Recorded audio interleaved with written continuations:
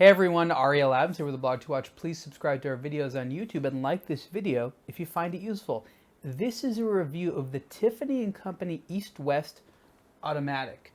The East-West is of the newer generation Tiffany Co watches, even though it has more of a retro look to it. There are a few different versions. Most of them are women's models, but this larger version for men is the automatic, and the quartz versions are smaller for women. It is 27.5 millimeters wide. However, being a rectangular watch, it's longer at 46.5 millimeters. So it wears something a little bit closer to many of the Jaeger-LeCoultre Reversos or other some Cartier models as well. In fact, actually, there's probably some Cartier models and actually some Patek Philippe watches.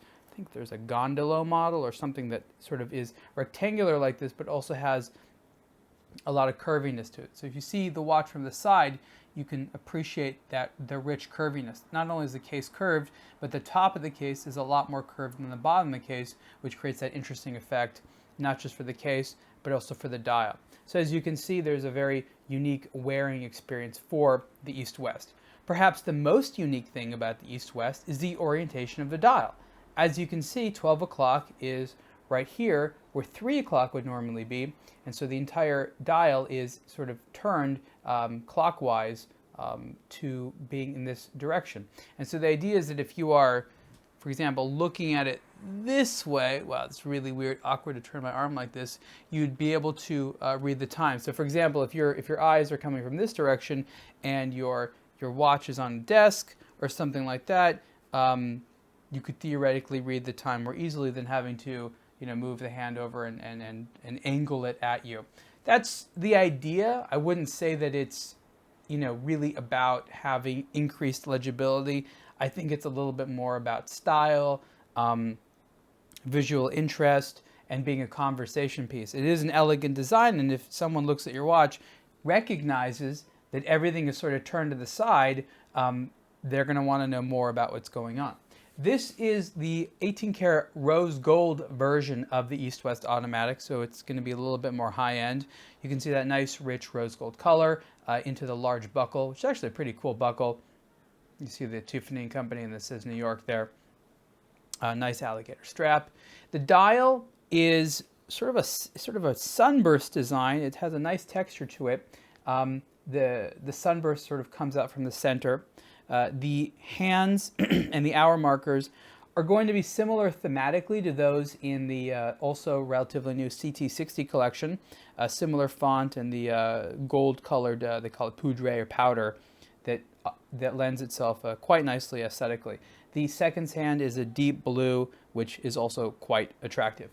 Pricing for this, of course, is going to be higher because it's gold, and it's less than half in steel. So gold is for those that really, really want gold. Oh, I should probably talk more about the movement as well. I actually liked the way that they did the movement opening here on the back. So you can see that there's a half circle there, which I've seen before. It's not the first time I've done it, but it's kind of cute the way it looks. You can see the that customized Tiffany Co automatic rotor. This is a base Swiss ETA movement, I believe.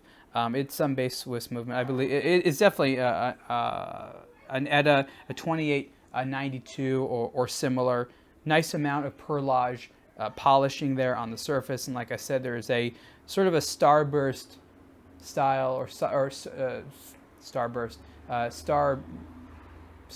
sunray starburst, similar kind of effect actually, engraving style on the automatic rotor, which is definitely meant to mimic that on the dial. So again, this is the Tiffany Co East-West Automatic, large enough for a man, not a huge watch, but as you can see, where it sort of does not have a huge amount of size in the diameter, it's definitely a longer watch. So even on my wrist, I don't have large wrists, you can see that this takes up the watch.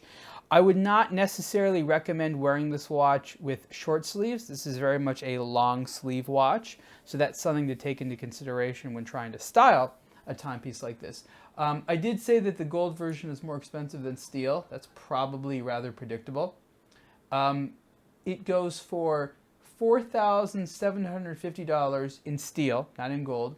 And the slightly smaller one, which you could also wear if you're a guy, that's quartz.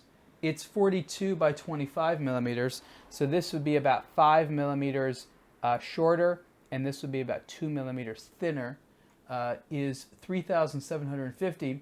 And in gold, this actually happens to be the only version in gold, I believe, with this dial color, is $12,000. There is a version of the East-West. It's unfortunately in the smaller size only with the Tiffany blue dial. That's a really, really cool one. But if you want the larger size, this gold one is cool. They also have the same dial in a steel case, and there's also one with a deep blue dial, which is quite handsome. You can see the full review of the Tiffany Company East-West Automatic on aBlogtoWatch. Thanks.